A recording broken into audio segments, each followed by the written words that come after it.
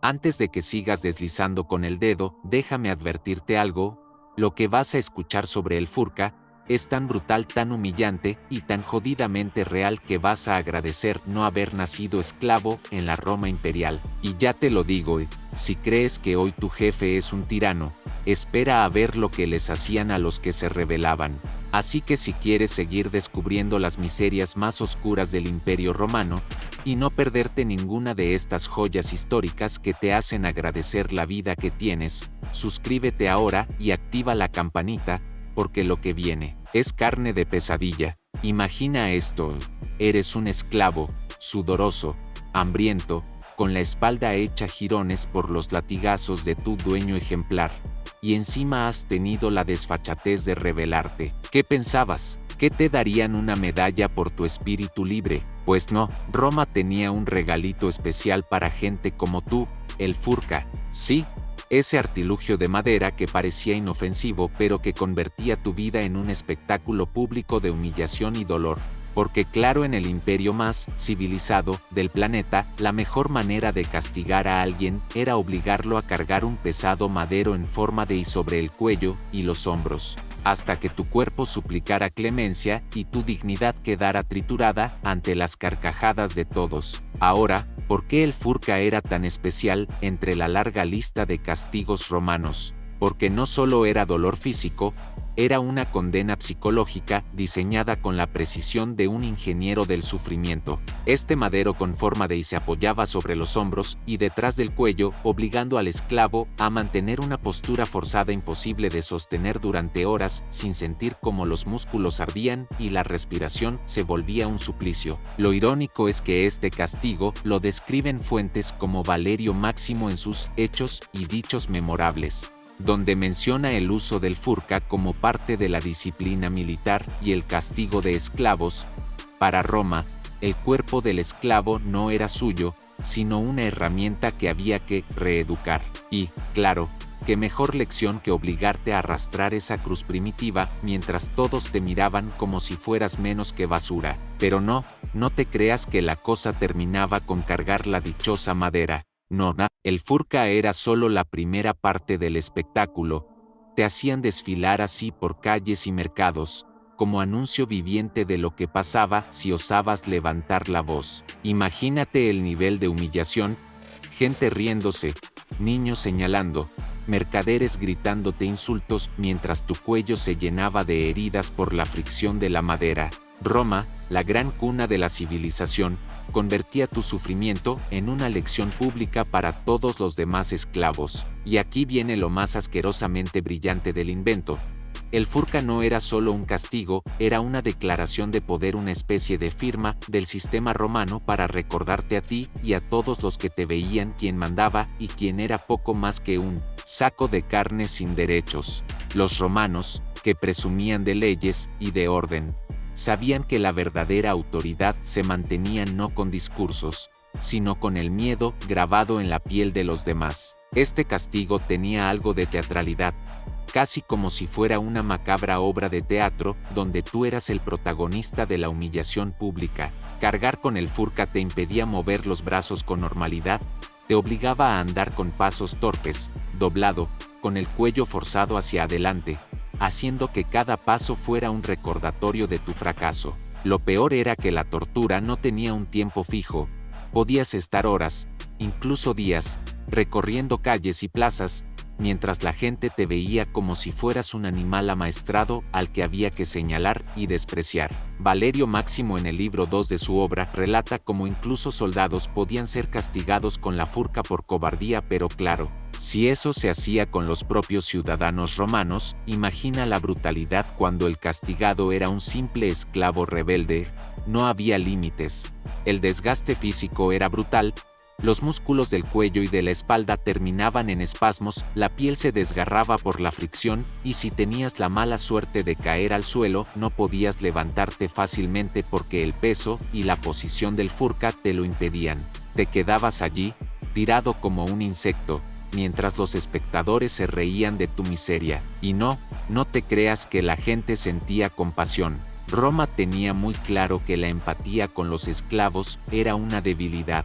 Así que cada lágrima, cada grito, cada vez que tus piernas fallaban, se convertía en una especie de espectáculo moral. Esto es lo que pasa cuando uno olvida cuál es su lugar. La ironía más macabra de todo esto es que muchos estudiosos señalan que el Furka inspiró, siglos después, la forma de crucifixión que los romanos perfeccionaron como método de ejecución. Sí, el objeto de tu castigo diario se convertiría más adelante en una herramienta para matar de la forma más lenta y dolorosa posible. Y por si fuera poco, cargar con el Furka era también un acto simbólico de servidumbre. No solo estabas soportando el peso físico, estabas cargando, literalmente, con el peso de tu desobediencia. Así funcionaba Roma, el gran faro de la civilización donde los filósofos hablaban de virtudes y justicia, mientras a 2 calles de distancia, un pobre desgraciado se arrastraba con un tronco sobre la espalda como perro apaleado para divertir a las masas. Pero espera, porque la crueldad romana no se conformaba con humillarte físicamente. El Furka venía acompañado de todo un ritual de degradación. Antes de ponértelo, los soldados o esclavos encargados del castigo solían afeitarte la cabeza, despojarte de tu ropa y, en muchos casos, marcar tu frente con hierro candente, como si fueras ganado. Sí, así de refinados eran los romanos. El castigo no era solo cargar el madero, era convertirte en un objeto ridículo, alguien que ni siquiera merecía ser visto como humano. Y mientras tú arrastrabas los pies, torpe y dolorido, no faltaban los ciudadanos ejemplares que aprovechaban para escupirte, lanzarte restos de comida o piedras pequeñas, como si fueran parte del espectáculo. Roma tenía claro que la humillación pública era la mejor herramienta de control social. No te castigaban en privado, no, necesitaban que todos vieran lo que pasaba cuando un esclavo se atrevía a desafiar a su amo. Incluso Séneca, en una de sus cartas morales, menciona cómo la crueldad hacia los esclavos era vista como algo normal, casi un derecho de los amos, y que nadie se escandalizaba ante escenas de violencia cotidiana. Ahora imagina la sensación: el peso del Furka clavándose en tus hombros, el cuello ardiendo, el sudor mezclándose con la sangre de las heridas abiertas, el sol implacable de Roma quemándote la piel, y a tu alrededor una multitud disfrutando de tu miseria, como si fuera la última función del circo. Cada paso era una eternidad. Si tropezabas, la madera te asfixiaba. Si llorabas, te gritaban que fueras hombre. Y si osabas mostrar algo de orgullo, un guardia podía azotarte en plena marcha para recordarte tu lugar. Porque, claro, el objetivo final no era solo castigarte, era destruirte por dentro, romper tu espíritu, hacerte desear nunca haber pensado en rebelarte. Y, por si fuera poco, muchos de los que sufrían el Furka acababan en otro castigo todavía peor: ser ejecutados públicamente. El Furka, en muchos casos, era solo el tráiler de la verdadera película de terror que vendría después. Y aquí es donde Roma demostraba que, cuando se trataba de crueldad, eran auténticos artistas. Porque el Furka no era un castigo improvisado, era una herramienta calculada para que el esclavo rebelde se convirtiera en el ejemplo viviente de lo que significaba desafiar al sistema. Mientras tú, con la madera sobre los hombros, avanzabas entre risas y burlas, en cada esquina había otro esclavo observando, interiorizando el mensaje a: esto te pasará si piensas siquiera en rebelarte. Ese era el verdadero objetivo, mucho más efectivo que cualquier ley escrita en mármol. Los romanos entendían perfectamente que el miedo colectivo era la base de su poder. La humillación pública funcionaba como propaganda. Cuanto más degradante era tu sufrimiento, más segura quedaba la jerarquía. Y aquí viene la parte sarcástica: estos mismos romanos, que aplaudían mientras te arrastrabas con el Furka, eran los que después llenaban teatros para escuchar a filósofos hablar de virtud, justicia y el famoso imperium de la razón. ¡Qué maravilla de coherencia! No, el propio Valerio Máximo y otros autores antiguos describen cómo incluso en el ejército, los soldados cobardes podían ser castigados con este método.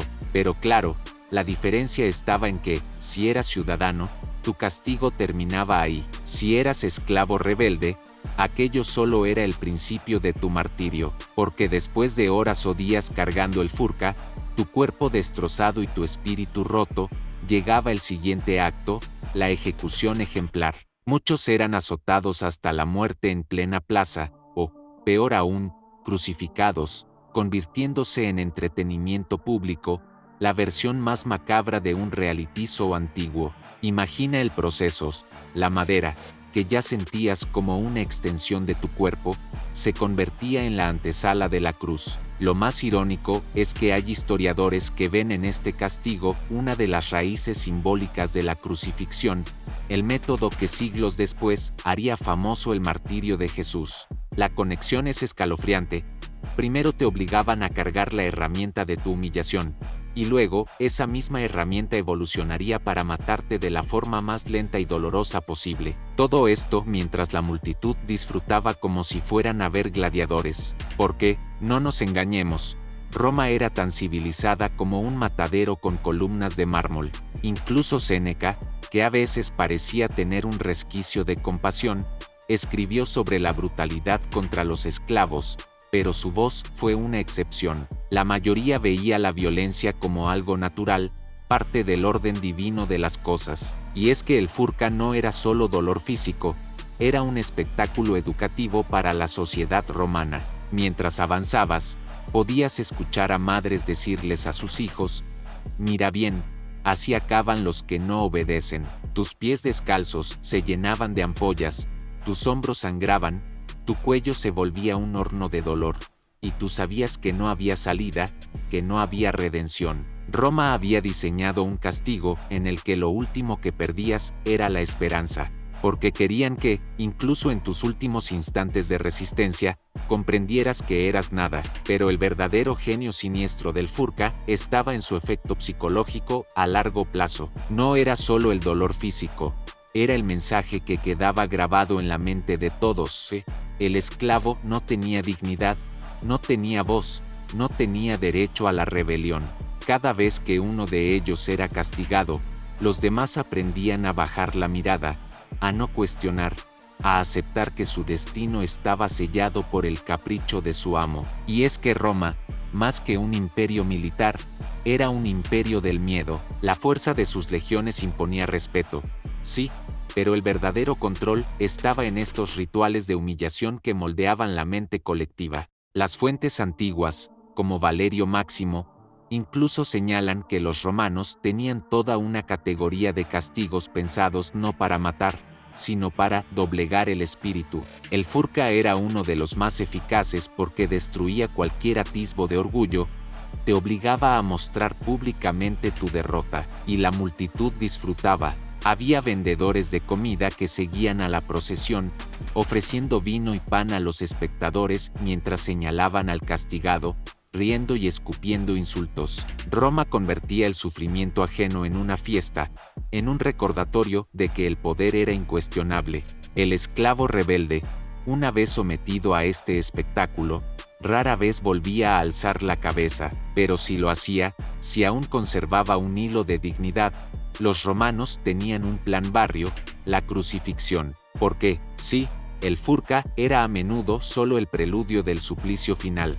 Imagina la escena, después de días de humillación, de noches durmiendo en el suelo con la madera aún sobre tus hombros, de heridas infectadas por la fricción y el sudor, llegaba la orden final. Te llevaban a las afueras de la ciudad, te ataban o clavaban a otra madera, más grande, más pesada, más definitiva, y te dejaban allí, colgado, para que murieras lentamente entre el sol y las moscas. Algunos historiadores, como Martin Engel en su obra sobre la crucifixión romana, relacionan directamente el furca con las primeras formas de cruz de suplicio. Es como si el imperio hubiera creado un ciclo de dolor perfectamente diseñado, primero la humillación pública, luego la muerte lenta, y todo con un propósito muy simple: aterrorizar a cualquiera que soñara con rebelarse. La ironía es tan amarga que resulta grotesca.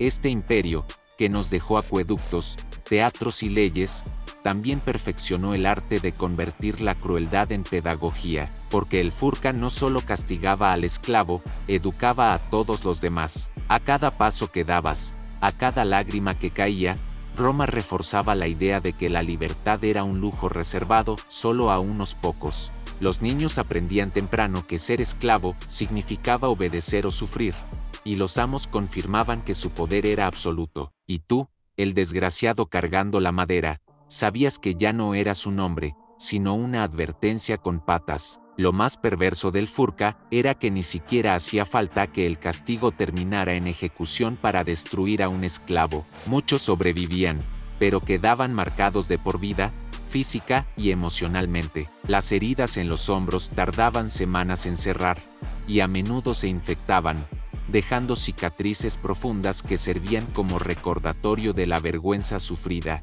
Pero la verdadera herida era interna. Después de haber sido exhibido como un animal, el esclavo regresaba a la vida cotidiana convertido en una sombra. Ni sus compañeros de desgracia lo miraban igual porque en Roma la humillación era contagiosa. Si habías sido castigado públicamente, eras visto como alguien quebrado, alguien que había perdido el poco estatus que podía tener dentro de la jerarquía de esclavos. Y aquí viene la parte más macabra. A muchos amos les encantaba obligar al castigado a seguir trabajando con el Furka durante días o incluso semanas. Sí, imagina tener que realizar tareas básicas con esa madera sobre los hombros, sin poder dormir bien, sin poder mover los brazos con normalidad. Era un suplicio continuo que convertía cada minuto en una tortura. Y mientras tanto, Roma presumía de su civilización ejemplar, de su derecho romano, de su humanitas. Claro, siempre y cuando no fueras esclavo, porque entonces eras, literalmente, una herramienta de trabajo con vos. Incluso Séneca, en sus cartas, criticaba de forma tímida la crueldad de los amos, recordando que los esclavos también eran humanos. Pero nadie le hacía caso, la mayoría veía estas prácticas como algo natural, parte del orden universal de las cosas. El Furka era, en esencia, una forma de romper cualquier ilusión de libertad. El simple hecho de que se obligara al castigado a desfilar por calles y plazas mostraba que el sistema no temía la vergüenza. La humillación ajena era un espectáculo aceptado y, de hecho, esperado. Los niños aprendían que la obediencia era la única forma de sobrevivir, y los amos reafirmaban su autoridad disfrutando de la degradación ajena. Y lo más irónico de todo, este mismo pueblo, que aplaudía ante el sufrimiento de un hombre con un tronco en la espalda, después llenaba templos para agradecer a sus dioses por la paz y la prosperidad del imperio. Porque Roma era eso, grandiosa, poderosa, refinada y brutal hasta la médula. Pero no creas que el Furka era un castigo aislado o improvisado. No, era parte de una maquinaria de terror perfectamente aceitada que Roma aplicaba con la precisión de un cirujano sin escrúpulos. La élite romana entendía que para mantener un imperio tan vasto y heterogéneo necesitaban algo más que legiones y leyes. Necesitaban rituales de control social que marcaran claramente quién mandaba. El Furka era uno de esos símbolos visibles de poder absoluto, un recordatorio constante de que la rebelión tenía un precio tan alto que ni el dolor ni la muerte eran la peor opción. La peor era la degradación total, el ser arrastrado como un animal delante de tus propios hermanos esclavos, sabiendo que tu imagen, rota y humillada, sería el espejo en el que ellos verían su futuro si desobedecían. Los romanos no dejaban nada al azar. Esta forma de castigo tenía la virtud de ser pública, prolongada y dolorosa, asegurando que la lección quedara grabada en la mente colectiva. Y el sistema funcionaba. Cada esclavo que veía a otro cargar la Furka sabía, sin necesidad de palabras, que su destino podía ser el mismo. Y esto generaba una red silenciosa de miedo y sumisión que sostenía el poder imperial sin necesidad de recurrir a la fuerza en cada momento. La amenaza era suficiente, pero volvamos a los detalles más sucios. El Furka no solo castigaba el cuerpo, sino también la mente. Los esclavos eran objeto de burlas constantes, y la humillación iba acompañada de insultos, motes, e incluso de apodos crueles que se quedaban para toda la vida. No era raro que los condenados perdieran hasta el poco respeto que se tenían a sí mismos, convirtiéndose en parias dentro de su propio mundo. Y aquí entra la parte más cruel de la maquinaria romana, la cosificación total. Para Roma, el esclavo no era persona, era propiedad, un objeto que se usaba, explotaba y castigaba según el capricho de su dueño y el orden social. El furca era la máxima expresión de esta idea, porque mientras los filósofos debatían sobre la libertad y la justicia en sus villas adornadas con mármoles y columnas, el esclavo era llevado a la plaza pública para cargar la madera de su propia humillación sin poder hacer nada más que arrastrarse y aceptar su destino. En este sentido, el furca se convierte en un símbolo terrible y poderoso de lo que Roma entendía por orden y civilización, un sistema construido sobre la sumisión y el dolor adornado con cultura y leyes para que nadie cuestionara su brutalidad. Y no olvidemos que el miedo y la humillación eran más efectivos que las cadenas o las armas. Por eso, la furca se repetía una y otra vez, un espectáculo de horror que mantenía a todos en su lugar. Roma, la gran civilización, la cuna del derecho, había convertido la tortura en espectáculo y la degradación en política. Y ahí estabas tú, hombre, cargando la madera del desprecio, bajo la mirada indiferente o burlona de una multitud que ya había olvidado que, una vez, también fuiste un ser humano. Pero lo que realmente distingue al furca de otros castigos es cómo, en su brutal simplicidad, encapsula toda la filosofía romana del poder, mostrar para controlar, humillar para dominar. El castigo no se reservaba solo a los esclavos rebeldes, sino que también podía aplicarse a soldados que desertaban o ciudadanos que cometían delitos graves, aunque en estos casos la ejecución era menos común. La degradación pública ya era suficiente para acabar con su reputación y hacerlos caer en el ostracismo social. Pero los esclavos, claro, eran el blanco perfecto, los más vulnerables en un sistema que no les concedía ni siquiera el derecho a quejarse. Y aquí viene el detalle menos contado: los castigos con el furca a menudo se programaban para coincidir con festivales o eventos públicos importantes. Nada mejor que mezclar el dolor ajeno con la celebración colectiva, ¿verdad? Mientras la ciudad disfrutaba de carreras de carros, juegos en el Coliseo o banquetes fastuosos, la procesión del esclavo castigado era un recordatorio macabro de quien mandaba realmente en Roma. Los cronistas romanos, desde Tácito hasta Dion Casio, nos dan pistas de cómo estas ejecuciones públicas y castigos rituales eran parte esencial del entretenimiento y el control social. Para ellos, la justicia no era solo un asunto legal, sino un espectáculo que consolidaba la autoridad y mantenía el orden. Y para ti, hombre moderno, entender este espectáculo puede ser un espejo incómodo, porque, a pesar de la distancia histórica y cultural, la mecánica del poder y el miedo no ha cambiado tanto. Los símbolos de humillación y control siguen presentes en nuestras sociedades, solo que con disfraces más sofisticados. Así que cuando veas la imagen de un esclavo romano cargando el furca, no solo imagines un cuerpo torturado, sino una lección brutal sobre cómo la sociedad puede aplastar a los que se atreven a desafiarla. Roma fue experta en estos, no solo destruía a los cuerpos rebeldes, sino que moldeaba mentes sumisas para que el sistema se perpetuara. Y todo esto, querido espectador, mientras los poderosos discutían en sus salones sobre ética, política y derecho, una contradicción tan romana como trágica. Entonces, la próxima vez que escuches sobre la grandeza del Imperio Romano, recuerda que su majestuosidad descansaba en buena parte sobre el peso brutal del furca y la humillación de miles de esclavos que pagaron con su carne y su dignidad.